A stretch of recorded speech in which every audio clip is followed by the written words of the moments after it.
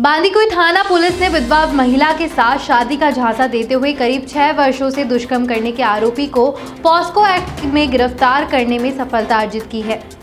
बांदीकुई थाना अधिकारी राजेंद्र मीना ने जानकारी देते हुए बताया कि पीड़ित महिला ने 9 मार्च को बांदीकुई जाने पर मामला दर्ज कराया कि आरोपी उसे शादी का झांसा देते हुए पिछले करीब 6 वर्षों से दुष्कर्म करते हुए यौन शोषण कर रहा है। उसके बाद आरोपी ने महिला की नाबालिग बच्चियों के साथ भी अश्लील हरकतें और छेड़छाड़ की। मामला दर्ज होने के बाद बांदीकुई थाना पुलिस ने विशेष पुलिस टीम का गठन करते हुए आरोपी युवक श्याम सिंह राजपूत निवासी बावड़ी खेड़ा थाना बांदीकुई को मुखबिर की सूचना पर 19 मार्च को बांदीकुई के पंचमुखी से गिरफ्तार किया। और अब खबर आ रही है अलवर के राजगढ़ से। राजगढ़ उपखंड क्षेत्र ग्राम पंचायत कुंडला सरपंच राजेश कुमार बैरवा और नवनिर्वाचित पंच का सम्मान समारोह किया गया और ग्राम पंचायत में वर्ल्ड विजन के कार्यकर्ता रॉबिन मार्शल ने बाल संरक्षण समिति बनाने का फैसला किया, जिसमें एक अध्यक्ष, उपाध्यक्ष और सचिव बनाया गया। साथ ही वर्ल्ड विजन कार्यकर्ता ने ग्राम पंचायत स्तर पर लोगों को सहायता प्रदान करना, कुपोषित बच्चों को पोषण, शिक्षा, बाल संरक्षण से संबंधित लोगों को जागरूक करना और उनके अधिकारों के बारे में जानकारी देना। साथ ही सभी वर्ल्ड विजन के कार्यकर्ताओं ने गांव के बच्चों के बेहतर स्वास्थ्य, शिक्षा और उनको डेवलप करने के लाभ का संकल्प लिया। इस अवसर पर छात्र नेता राजेंद्र कुमार कुंडला, रोहिता शर्मा, बबली मीना, पूर्व सरपंच मान सिंह मीना, राजकीय उच्च माध्यमिक विद्यालय के प्रिंसिपल सुभाष चंद्र शर्मा, दिनेश मीना, पूर्व छात्र संघ तुलसी रमेश, हनुमान मीना, वार्ड पंच और वार्ड विजन के सभी कार्यकर्ता और समस्त ग्रामवासी मौजूद रहे। अलवर के राजगढ़ में राजकीय बालिका उच्च माध्यमिक विद्यालय कौशल प्रदर्शन और प्रतियोगिता का आयोजन किया गया। इस गतिविधि में विद्यालय ट्रेड के लगभग 70 छात्राओं ने भाग लिया। प्रतियोगिता और पारदर्श गतिविधियों का मुख्य ब्लॉक शिक्षा अधिकारी रामेश्वर दयाल मीना के द्वारा फीता काटकर शुभारंभ किया गया। विद्यालय के प्रधानाचार्य सुनील कुमार शर्मा द्वारा छात्राओं को रोजगार मुख्य शिक्षा के लिए प्रोत्साहित किया गया। अप्रैल सेक्टर के छात्र वेणु सैनी, कोमल साहू और हेल्थ करियर सेक्टर से छात्र कविता महावर और सरस्वती सैनी निर्णायक दल द्वारा जिला स्तरीय प्रतियोगिता के लिए किया गया। कार्यक्रम के अंत में प्रधानाचार्य के द्वारा सभी का धन्यवाद दिया गया। झुंझुनू के सूरतगढ़ इलाके में शनिवार को सड़क हादसे में 2 यात्रियों की मौत हो गई, जबकि एक महिला गंभीर रूप से घायल हो गई। तीनों लोग खाटू श्याम जी पैदल जा रहे थे। घटना की जानकारी मिलने पर डीएसपी सुरेश शर्मा मौके पर पहुंचे। पुलिस ने ट्रक ड्राइवर को गिरफ्तार कर लिया। जानकारी के मुताबिक घटना फरट चौराहे और कांसनी के बीच हुई। यहाँ सुबह करीब 10:15 बजे 3 यात्री पैदल खाटू श्याम जी दर्शन के लिए जा रहे थे। इसी दौरान पीछे से आ रहे ट्रक ने तीनों को टक्कर मार दी। इस हादसे में प्रदीप शर्मा और अनिल शर्मा की मौत हो गई। दोनों भावठड़ी के रहने वाले थे। वहीं मीना नाम की महिला घायल हो गई। हालत ज्यादा गंभीर होने पर महिला को जयपुर रेफर कर दिया गया। हादसे की सूचना मिलने पर सूरतगढ़ थाना पुलिस मौके पर पहुंची। इसके बाद दोनों के शवों को मोर्चरी में रखवाया गया। साथ ही परिजनों को हादसे की सूचना दी गई। वहीं महिला को इलाज के लिए एम्बुलेंस की मदद से अस्पताल पहुंचाया गया। राजस्थान जन विकास परिषद ने ईडब्ल्यूएस आरक्षण में सरलीकरण के बाद आय सीमा और फीस में छूट को मुख्यमंत्री अशोक गहलोत का ऐतिहासिक निर्णय बताते हुए हार्दिक धन्यवाद अर्पित किया। राजस्थान जन विकास परिषद द्वारा प्रेस कॉन्फ्रेंस का आयोजन किया गया, जिसमें राजस्थान जन विकास परिषद के प्रदेश अध्यक्ष हरेंद्र पाल सिंह जादौन ने बताया कि आर्थिक रूप से पिछड़े वर्गों हेतु ईडब्ल्यूएस आरक्षण में एससी, एसटी और ओबीसी की भांति आयु सीमा और फीस में छूट की घोषणा का हार्दिक स्वागत करते हैं और मुख्यमंत्री अशोक गहलोत का आभार व्यक्त करते हैं। जाने माने आरटीआई एक्टिविस्ट सामाजिक कार्यकर्ता यशवर्धन सिंह शेखावत ने प्रेस कॉन्फ्रेंस में बताया कि ऐतिहासिक फैसले से वास्तव में आरक्षण का लाभ जरूरतमंदों को मिलेगा। राजस्थान जन विकास परिषद के प्रवक्ता सुबधेश सिंह चौहान ने कहा कि सामान्य वर्ग के युवाओं को गहलोत साहब ने बड़ा उपहार दिया है। उक्त निर्णय से सराहना करते हुए मुख्यमंत्री को तहे दिल से आभार व्यक्त करते हैं और साथ ही साथ केंद्र सरकार अर्थात प्रधानमंत्री नरेंद्र मोदी से निवेदन करते हैं कि केंद्र सरकार भी राजस्थान सरकार की तर्ज पर ईडब्ल्यूएस का सरलीकरण कर आरक्षण को लागू करे।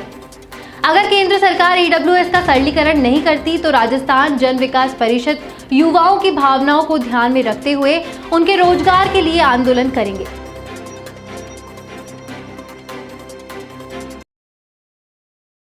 आज जो आपने प्रेस कॉन्फ्रेंस रखी है उसका उद्देश्य क्या है? इस प्रेस कॉन्फ्रेंस का मुख्य उद्देश्य है आदरणीय मुख्यमंत्री महोदय अशोक गहलोत साहब का धन्यवाद ज्ञापित करना कि राजस्थान में 1999 के बाद से लगातार जो आरक्षण की लड़ाइयाँ लड़ी जा रही थी अलग अलग प्लेटफॉर्म पे, उन्होंने उस सारी लड़ाई को बहुत न्यायोचित तरीके से पूर्ण किया। और ईडब्ल्यूएस आरक्षण जो केंद्र ने 2019 में दिया था, मगर उसमें इतनी सारी शर्तें थी जिसके कारण इन शर्तों को ईडब्ल्यूएस आरक्षण का लाभ नहीं मिल पा रहा था। जैसे 5 एकड़ ज़मीन की बाध्यता, 200 गज का मकान गांव में नहीं होना चाहिए, 100 गज का मकान शहर में नहीं होना चाहिए, 1000 स्क्वायर फीट से छोटा फ्लैट होना चाहिए। इस तरह की बहुत सारी जो शर्तें थीं वो राजस्थान की भौगोलिक परिस्थितियों में उनका कोई फ़ायदा अभ्यर्थियों को मिल नहीं पा रहा था। तो हम आदरणीय मुख्यमंत्री महोदय से 2019 में मिले और उन्होंने आधे घंटे की मीटिंग में पूरी बात को समझा और 4 घंटे के अंदर ही ये फैसला कर दिया कि ये सारी शर्तें हटा दी जाएंगी। केवल 8 लाख रुपए की जो आय का जो नियम था केवल वो रखा गया। इसके बाद लगातार पूरे राजस्थान से फिर से मांग उठ रही थी कि जो ओबीसी, एससी और एसटी को फीस और उम्र में छूट दी जाती है वही ईडब्ल्यूएस के अभ्यर्थियों को भी दी जाए। तो उसका कल उन्होंने बजट में अपने घोषणा की, इसलिए हम उनको धन्यवाद ज्ञापित करने के लिए आज यहाँ बैठे हैं। क्या क्या इसके अंदर फैसिलिटीज जो ईडब्ल्यूएस के थ्रू मिलेगी, इसकी कुछ जानकारी? देखिए 10% सीटें रिजर्व्ड होंगी ईडब्ल्यूएस के लिए। ईडब्ल्यूएस में ब्राह्मण, वैश्य, राजपूत, कायस्थ, सिंधी, पंजाबी, शेख, सैयद और पठान ये जातियाँ इसमें आती हैं। इन सारी जातियों को लाभ मिलेगा। इससे पहले ईडब्ल्यूएस के लागू होने से पहले एससी, एसटी और ओबीसी को आरक्षण मिल रहा था और बाकी जो अन्य जो वर्ग थे उनमें एक बड़ा डिस्कंटेंट था कि हमें इस चीज़ का लाभ नहीं दिया जा रहा। तो केंद्र ने उसको लागू तो किया, ये श्रेय केंद्र को जाता है, मगर केंद्र ने अभी भी इतनी ज़्यादा उसकी शर्तें मुश्किल हैं कि मुश्किल से कोई 1% लोग उसका फ़ायदा उठा पा रहे हैं और ईडब्ल्यूएस की वैकेंसीज़ में पूरे से फॉर्म भी नहीं जाते हैं केंद्र की वैकेंसीज़ के लिए। मगर राजस्थान में आदरणीय मुख्यमंत्री महोदय ने इतना न्यायोचित तरीके से सारे काम को किया कि केवल एक शर्त रखी, जो कि आर्टिकल 15 और 16 संविधान का उनको इजाज़त देता है। केवल एक शर्त रखी 8 लाख रुपए की, उसके अलावा जितने भी राइडर्स थे वो हटा दिए और उसके कारण राजस्थान का जो सामान्य वर्ग है, उसका जो आर्थिक पिछड़ा वर्ग है, उसको बहुत फ़ायदा मिल रहा है। आयु सीमा और इसमें कितना? देखिए ओबीसी में बहुत सारी परीक्षाओं में 3-3 साल की छूट मिलती है। जैसे अगर जनरल का कोई बच्चा है तो 23 साल तक जो परीक्षा दे सकता है, वो ओबीसी वर्ग का व्यक्ति 26 साल तक भी दे सकता है या 28 साल तक दे सकता है, जिसमें 25 साल की नियम है। तो वो अब जो ईडब्ल्यूएस के जो अभ्यर्थी हैं वो भी ओबीसी के एट पार आ गए हैं और वो भी 3 साल का अपना लाभ ले पाएंगे। क्या इसका प्रभाव अन्य जो आरक्षण है, ओबीसी हुआ या अन्य, उनके ऊपर कितना प्रभाव पड़ेगा? नहीं, इनका उन पर कोई प्रभाव नहीं पड़ेगा। ईडब्ल्यूएस अलग से 10% की कैटेगरी है जिसमें ओबीसी, एससी और एसटी नहीं आ सकते। इसमें केवल सामान्य वर्ग के, आर्थिक पिछड़े वर्ग के लोग आ सकते हैं। इसलिए बिल्कुल न्यायोचित तरीके से सब अपने अपने कोटे का उपभोग कर सकते हैं। जो ईडब्ल्यूएस का जो लाभ जो सवर्णों को दिया गया है राजस्थान में, कितना प्रभाव उसका पड़ेगा और अन्य जो आरक्षण दिए गए उनके ऊपर कितना प्रभाव इसका पड़ेगा?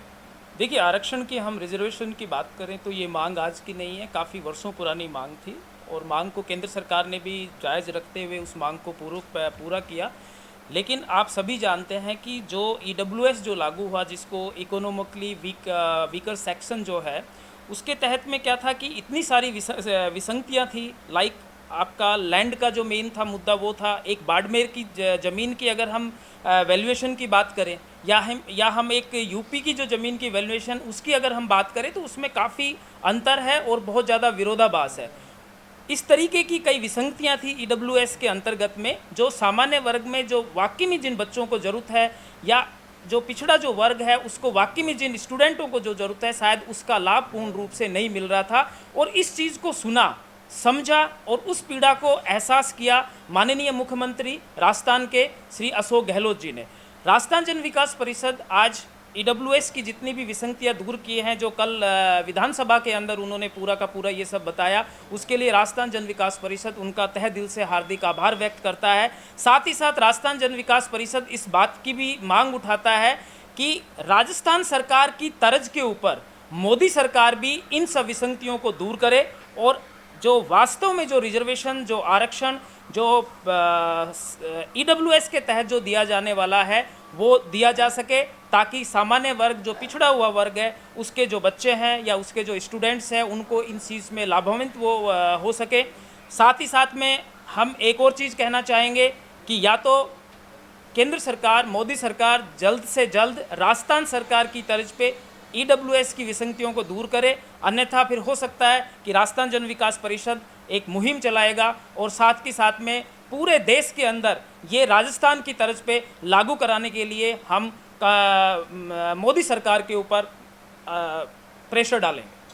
आने वाले समय में 3 उपचुनाव है, ऐसे समय पर मोदी जी के द्वारा ये गहलोत सरकार के द्वारा लागू करना, क्या आपको लगता है कि वहाँ के वोटरों को साधने की कवायद जारी है?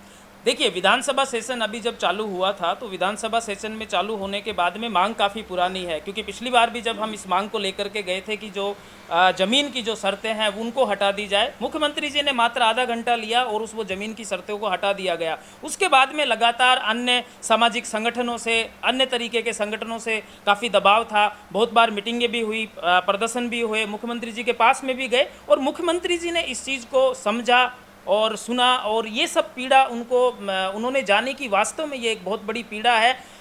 कहने का मतलब ये है कि आपने आरक्षण तो दे दिया लेकिन दिया कुछ भी नहीं है, क्योंकि उसमें विसंगतियाँ इतनी ज़्यादा थी जिसकी वजह से लाभ नहीं मिल पा रहा था। तो अब आप इसको पॉलिटिकल कहें तो मुझे नहीं लगता कि ये कोई पॉलिटिकल स्टंट है, क्योंकि चलित विधानसभा के अंदर उन्होंने इस चीज़ को पारित किया और एज ए कानून बनाया। मुख्यमंत्री जी का हम तहे दिल से हार्दिक आभार व्यक्त करते हैं। मुझे नहीं लगता ये किसी तरीके का राजनीतिक स्टंट है, और अगर राजनीतिक स्टंट है भी है तो हम भी उस चीज़ को कबूल करते हैं या उस चीज़ को हम खुशी मनाते हैं कि सभी पार्टियां इस तरीके के राजनीतिक स्टंट करनी चाहिए ताकि आम जन को फ़ायदा पहुंचे। और जब चुनाव है, इस समय काफ़ी 5 राज्यों के अंदर चुनाव है, तो मोदी सरकार को भी करना चाहिए। अगर अशोक गहलोत साहब उपचुनाव को देखते हुए ये अगर कर रहे हैं तो हम तो मोदी सरकार से भी अपील करते हैं कि 5 राज्यों के उपचुनाव है, आप भी ये चीज़ कर दीजिए ताकि आम जन को जो है वो फ़ायदा पहुँचेगा। लगातार राजस्थान में विधायक अपनी ही सरकार के खिलाफ बोल रहे हैं, ऐसे समय में क्या आपको लगता है कि राजस्थान में सरकार जो आई है वो जो यहाँ की जनता जिन्होंने चुना है उनको, क्या उनकी उम्मीदों पर खरा उतर पाएगी और जो योजनाएं धरातल पर उतार पाएगी? देखिए, मेरा ये मानना है कि संदर्भ में अगर कोई विधायक अपने क्षेत्र की समस्या को उठाता है विधानसभा में तो वो एक जनप्रतिनिधि का सबसे बड़ा कर्तव्य है। आप उसको राजनीतिक पॉइंट ऑफ व्यू से नहीं देख सकते हैं, और यही लोकतंत्र की सबसे अच्छी पहचान है कि अपनी सरकार से ही सवाल करना। यही डेमोक्रेसी है। वो जनप्रतिनिधि क्यों चुना गया है? वो जनप्रतिनिधि इसीलिए चुना गया है ताकि वो क्षेत्र की समस्याओं को विधानसभा के अंदर लोकतांत्रिक व्यवस्था के तहत में उनको वहाँ पर के उठा सके। ये बात एक अलग है कि अगर आप केंद्र सरकार की बात करें या अन्य पार्टियों की बात करें तो वहाँ तो कोई बोला ही नहीं जाता, क्योंकि वहाँ डेमोक्रेसी ना तो पार्टी में है ना सरकार में है। जो एक व्यक्ति या 2 व्यक्तियों ने बोल दिया वो ही सब कुछ है, यहाँ ऐसा नहीं है। लोकतांत्रिक व्यवस्था के तहत में चाहे वो पार्षद हो, चाहे वो सांसद हो, चाहे वो विधायक हो, वो अगर आमजन की आवाज़ को संसद के अंदर और विधानसभा के अंदर उठाता है तो ये एक लोकतंत्र के लिए एक अच्छा स्तंभ माना जाए, या यूँ माना जाए कि ये एक अच्छी। जिस सरकार में खुद के विधायकों का काम नहीं हो रहा तो दूसरे विधायकों के क्षेत्रों का तो फिर काम होना और विकास होना ना मुमकिन। नहीं, ये काम की बात नहीं है, विधायकों का काम नहीं होना, विधायकों द्वारा समस्याओं का उठाया जाना ये लोकतंत्र के लिए एक तर्क संगत है। आप अपनी समस्याओं को वहाँ पे उठा रहे हैं ताकि आम जन को फ़ायदा आपके विधानसभा क्षेत्र के अंदर मिले, और काम तो आप देख ही रहे हैं। जितना 2.5 साल के अंदर काम हुआ है, जो घोषणाएं की गई थी वो सारी की सारी घोषणाएं परिपूर्ण कर रहे हैं।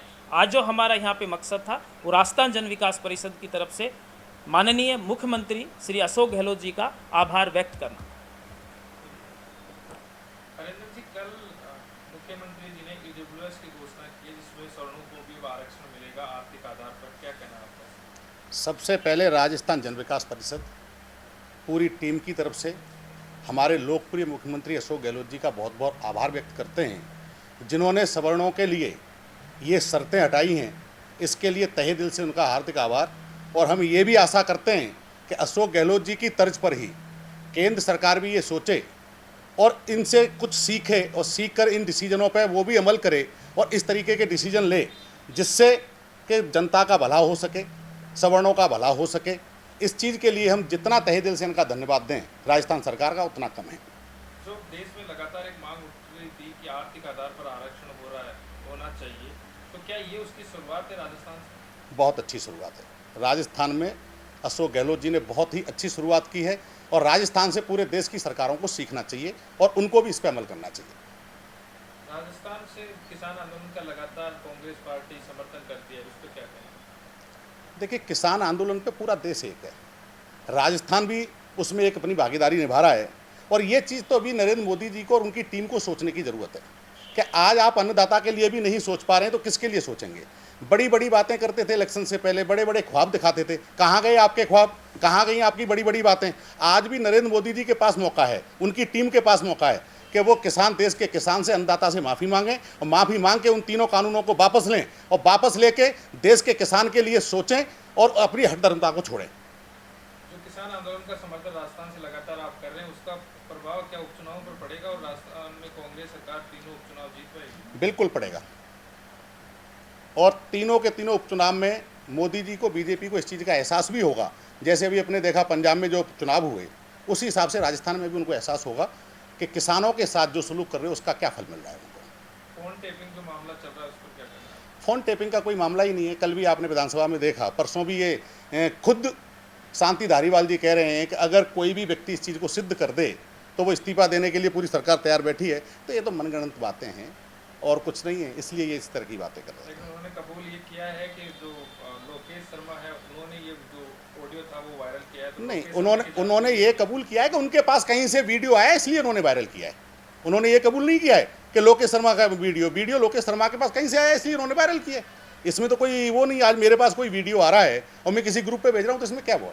इसकी तो जांच होनी चाहिए ना कि वीडियो ऑडियो आया कहाँ से। जांच कराने के लिए तैयार बैठे हैं ना, कहाँ मना किया है जांच के लिए? प्रदेश में कभी अस्मत, कभी थानों में दुष्कर्म, लगातार घटनाएं बढ़ रही हैं, कांग्रेस सरकार चुप है। कहीं चुप नहीं है कांग्रेस सरकार। जहाँ कहीं भी घटनाएं हो रही हैं उन पर तुरंत कार्रवाई कर रही है। आज तक का सबसे अच्छा जो राज देखा जाए तो वो अशोक गहलोत जी का राज है। तो इसलिए ऐसा कुछ नहीं है, ये तो अपन अपनी तरफ से कह लेते हैं। बाकी जहाँ कहीं भी इस तरह की कोई भी शिकायत आती है वहाँ हाथ तो हाथ से कार्रवाई कर रही है।